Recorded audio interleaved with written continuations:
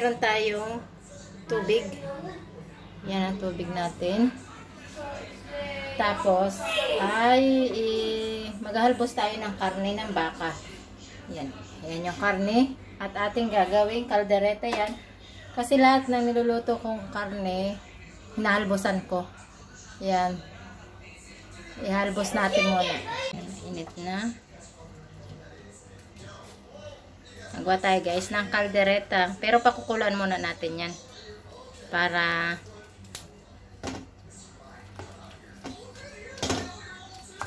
ganyan ako magluto. Pinakukuluan ko muna baka, manok.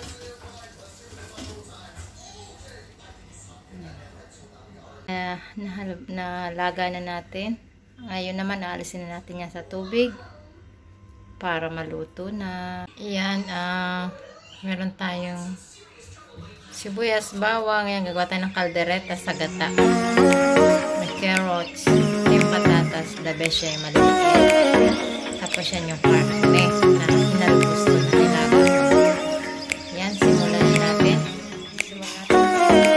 Sibuyas, bawang, bell pepper, patatas, carrots, saka yan yung karne, ha? Ito na tayo. Pwede ko tayo ng kawali. Yan yung bawang.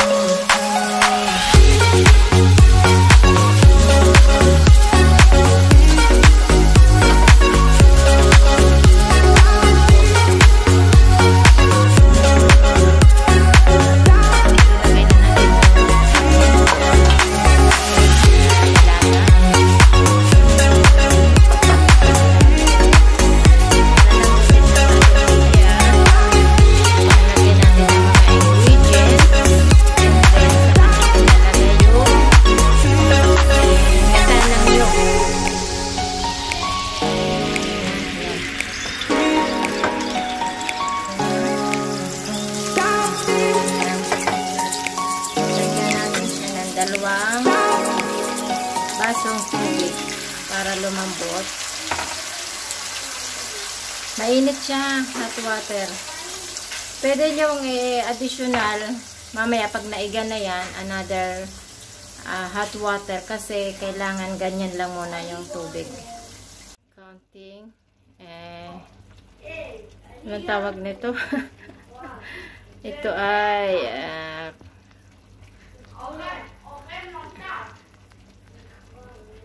kurkum. Turmeric. Kurkum, alam ko kasi kurkum sa Hebrew. Turmeric. Counting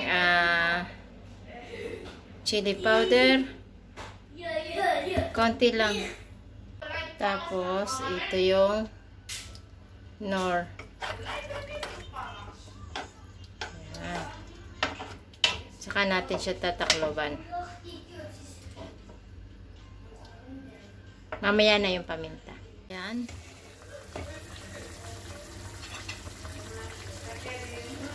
Pinalalambot pa natin ng karne. Tapos saka natin ilalagay yung gata. So, hindi pa siya malambot. Pwede yung pang additional ng hot water. Yan guys. Malambot na yan. Ilalagay na natin yung gata ng nyog.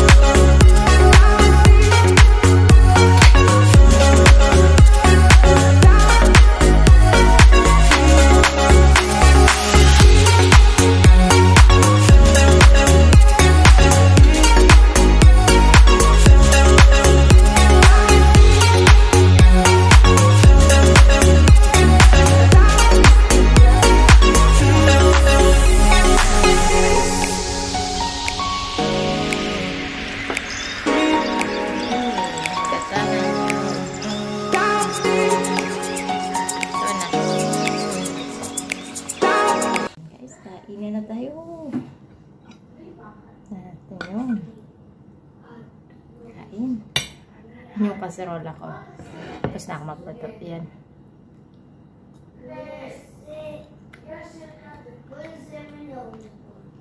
Grabe sarap, lambot. Yung sauce niya.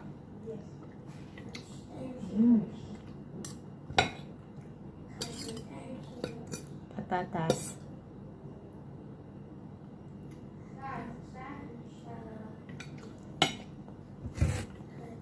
Tapos meron tayong soda.